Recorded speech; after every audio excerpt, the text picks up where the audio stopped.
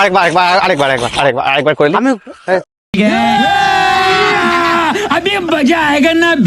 ও দাদু শোনো না, একটা কথা বলবো। বল।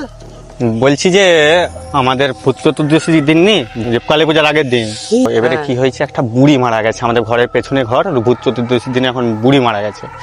এবারে 3 দিন ধরে খুব ভয় দেখাচ্ছে, রাতে না পাচ্ছি ঘুমাতে, না কিছু করতে পারছি। কত বয়স হবে তার? তার বয়স হয়তো 60-65 হবে। তোমার বয়সটা কত বলো না? বয়স শোনা সং নাই। 40-45 বছর বয়স হবে না বেশি? এরকম হবে 50। এবারে গুনিনের কাছে গেইনু, আমি একটা গুনিনের কাছে গেইনু যে এরকম ভয় দেখাচ্ছে, বুড়িটাকে মানে রাতে ঘুমাতে দিচ্ছে নি, হ্যান ত্যান। সে অনেক কষ্ট করে আমাকে একটা এই পাথরটা দিয়েছে।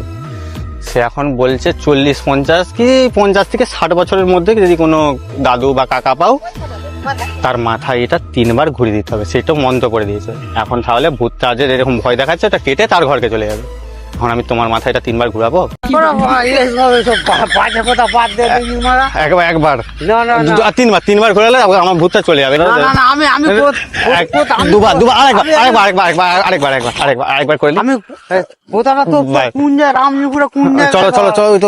ওই তো মন নাই, সে মরেছে তো, মরে ভয় দেখাচ্ছে তো। এবারে গুনিনের কাছে দেখাচ্ছে মারা, সে তাকে ভয় যেমন এড়ার ভয় মারা।